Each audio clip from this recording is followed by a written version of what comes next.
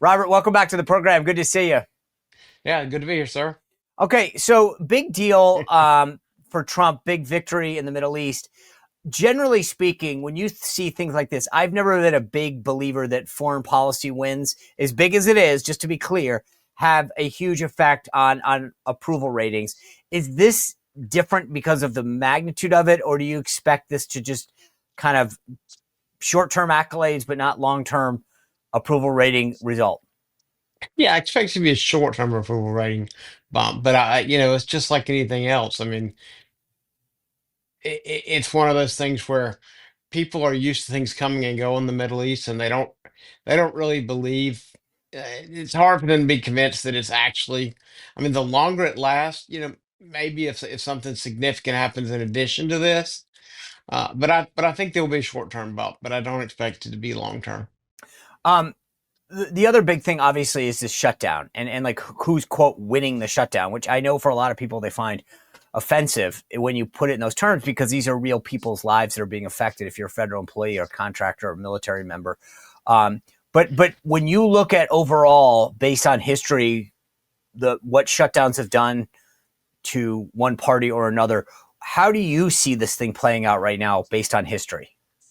Well, I think that right now the mainstream media still gets conduct the narrative. I find it ironic that, uh, and almost any other thing, whether it's somebody trying to get on the Supreme Court or some major issue, the place is flooded with ads.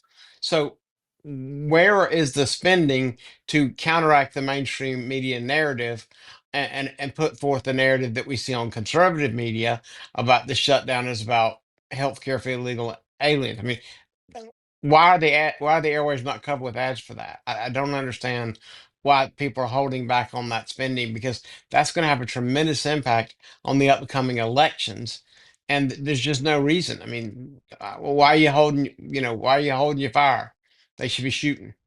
So if you got this Trump super PAC, they've got like a couple $100 million. If they said to you, Robert, we're out there, we're doing all these interviews, we're doing all this stuff, it's not moving the needle, you would tell them what? I'd say spend a little bit of money putting your narrative out there, and especially put Schumer out there with his quote about winning the shutdown. I mean, it's just so perfect. I mean, the ad writes itself. But you've got to counteract the mainstream media narrative because you just spend 10 minutes watching any of that, and they completely paint the shutdown differently, like it's about taking health care from babies. I mean, it really is amazing how they get to do their narrative unanswered, and I just think it should be answered.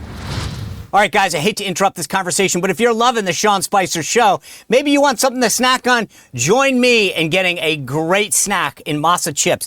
These things are unbelievable. No seed oils, just 3 ingredients. And I'm telling you, they've got a ton of great flavors. Original, blue, lime, habanero. Oh, it's amazing. Every one of them is great. That you can dip them. They're amazing. Go to masachips.com/Sean, SEAN, masachips.com/Sean. Use code word Sean spelled the right way, SEAN, to get 25% off. All right, back to this great conversation. And remember, if you're watching the Sean Spicer Show, the official chip, masachips.com/Sean, code word Sean.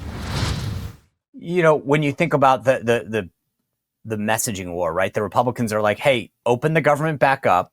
You Democrats have always said that this is your position. We should never hold the government hostage. And then we'll have your discussion.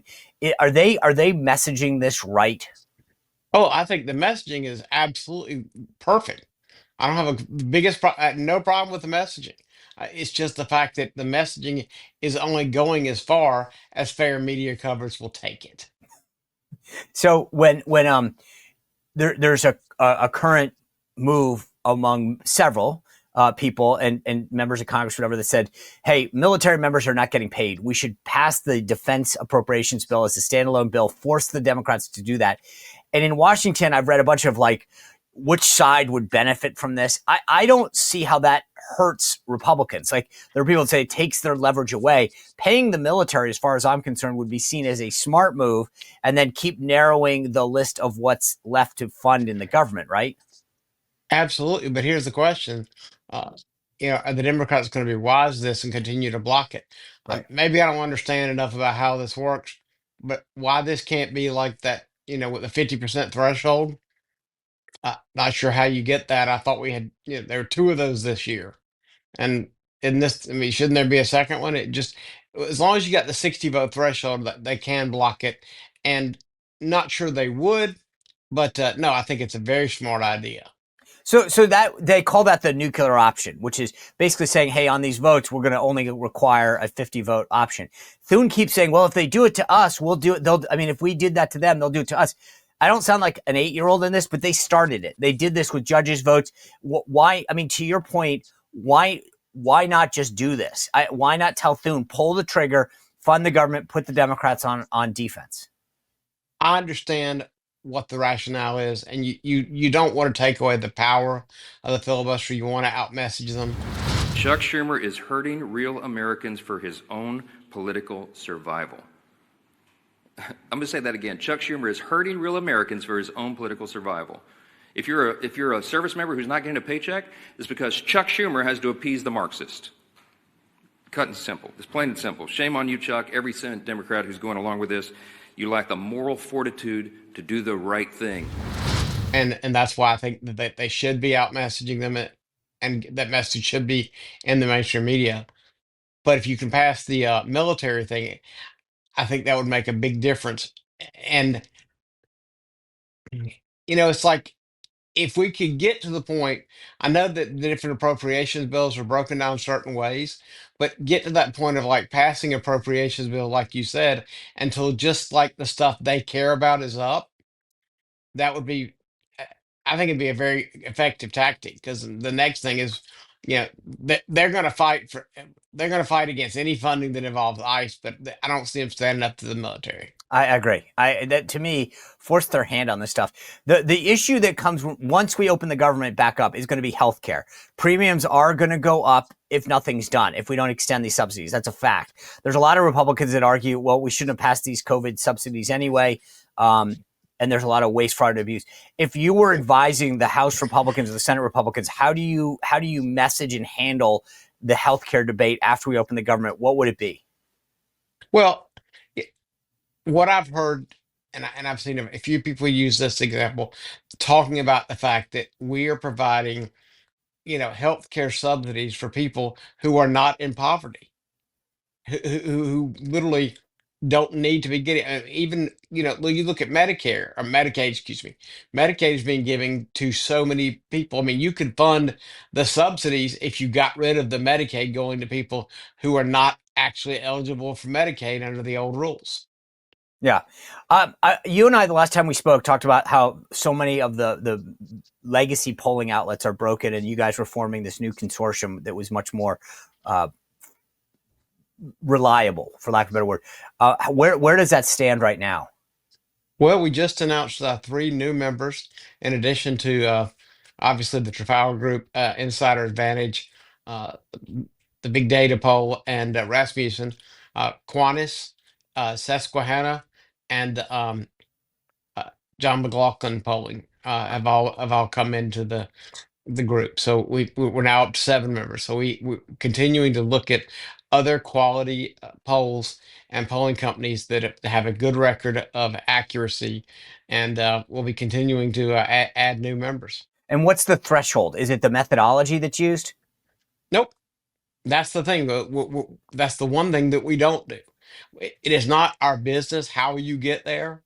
It is the fact that you are consistently, publicly, have an error rate that is, below the standard error rate for all the other groups. And it's not one of those things that it's hard to grasp. It's like, this is results oriented. I mean, that is one of the things that is wrong with the way the other polling organizations do it, is like they get all into your business about how do you do, because they want to criticize how you do it.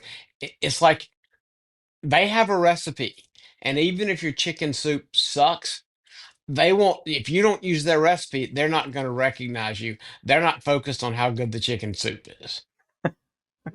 I like the analogy. Um, Here's the thing that I found fascinating is when I think about what the president's done, especially in the last, week or so. Um, barring the government shutdown. When you look at the people that are part of your consortium now, is there a big difference between his favorability that you guys see versus what a lot of the outliers do? Because I look at some of these guys who are like, he's got 30% approval rating. And I'm like, that's just doesn't pass the smell test. Like Yeah. anecdotally, people that I know And didn't like every Donald Trump. poll that says that, you're going to find one of two things. One, the polling results they have, especially even if you just look at 2024, their polling in 2024 was way off. And generally, their polling is way off. Or worse yet, they don't have the guts to put anything public and they just do polling on approval ratings, but they don't poll elections near elections. Like, that's the smart kid who tells you how smart he is, but he seems to always get sick the day of the test. My buddy Seth Keshel does a lot of analysis on voter registration and continues to show a lot of patterns where all of these states are becoming redder. Democrats are losing share as well. When you see that, how do you guys factor that into how you guys poll? We don't do it by registration because what somebody, I mean, when you look at people's party registration versus what they self identify as, what you'll find is their self identify is much more related to where they actually are. And you see, we have also have a lot of states in this country that do not register by party. And so the best way to do it is the self-identification. What do you see yourself as? Right. Because that is a much more accurate reader. Because there are tons of places I can think of, Louisiana, for example. There's a lot of folks that they don't actually until recently have partisan primaries. So people would register as Democrat, never bothered to switch over because there was no need to, and yet they've been voting Republican since Reagan. Yeah. Well, I also think of a state like mine in Virginia, we don't have party registration. Or Right. to your point, like I might have registered when I was 18 as a Republican or a Democrat, and at 40, I might have changed my registration, but I now believe, in one party or another. So I get it. And that's why it's important for people to Yeah, understand that. because change your registration requires you taking, make an actual effort. And the thing about it is, and this is why I have a beef with so many of these polling organizations that are so focused on people who are hyper political. I love the ones who use panels. I mean, how into politics you have to be to say, "Oh, I'd like to go on a polling panel." No, you don't represent the average Joe at all. The average Joe isn't going to say, "I feel like I'm actually more of a Republican now. I'm going to switch my registration." If he doesn't have to vote in the primary, they're not gonna. Yeah. So let's focus on that lowest denominator, which is and focus on average people, because average people win elections, and people who are hyper partisan don't change their minds.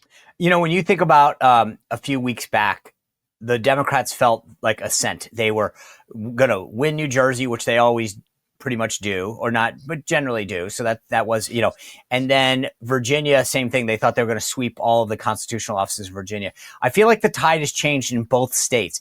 I feel like Jack Ciattarelli is going to pull a win out in New Jersey, and I actually continue to believe all three candidates will win in Virginia. Well, we did released a poll. I think it was last week in Virginia, and we had them all within striking distance. And she Sears had closed to just 5 points, which was the closest poll that had been released in the last 6 months, and that was all before our little scandal there. And so since the scandal happened, and the fact that Spanberger won't call him to drop out of the race, I think is filtering up. And if they do a good job of pointing out that no, this person who tells you just how independent she is and how she puts Virginia first and isn't worried about party, which is kind of the way she's gotten reelected to Congress, is presenting herself as beyond party.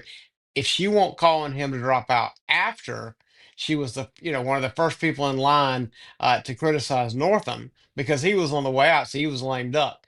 Well, if they can make that case against her, they can use this and leverage. I mean, we saw what happened in North Carolina where they won other offices based on the governor. There's no reason that's not going to happen there. We're doing some tracking polling, and we may be having some results to share in the next day or so, or maybe maybe Monday. That I feel like you're going to see that race has gotten tighter. But I got to believe, in my analysis, Jay Jones, the Democrat running for Attorney General, whose text came out about this, last night there was a debate in Virginia, and Winsome Sears, when I woke up this morning, Robert, all the local media was talking about was Abigail Spanberger's response on Jay Jones. He is a massive anchor on the entire ticket. I got to believe at some point we're 20 something days from the election. She's got to cut bait with this guy if she doesn't want to get pulled down underneath with him. Well, good luck cutting bait with that guy, because it's kind of the same problem when everybody kept saying, well, if Biden doesn't run, who's going to run? They didn't have a choice. They had to run her. It was her turn. And they could not risk alienating the black vote. Well, guess what? She's not going to risk alienating the black vote in Virginia because she's dead without it. Oh, see, this is why I love you, because I had been trying to figure out why isn't she's got to realize this, but she needs that vote. So brilliant. This is why the Trafalgar Group leads the way in so many areas, because you guys think about these angles that I think most people. I got to give you credit again. Robert Cahaly, thank you for being with us on a Friday. Always appreciate your insights. And I feel good about these races, man. I'm looking forward to keep an eye. By the way, if you're interested, we'll keep refreshing the Trafalgar Group page. I want to see these Virginia results either over the weekend. And we'll have New Jersey in the next week or so too. All right, then okay. Let's book it. You're coming back. Robert, thanks a lot. Have a great weekend. Yes, sir. You too. Take care.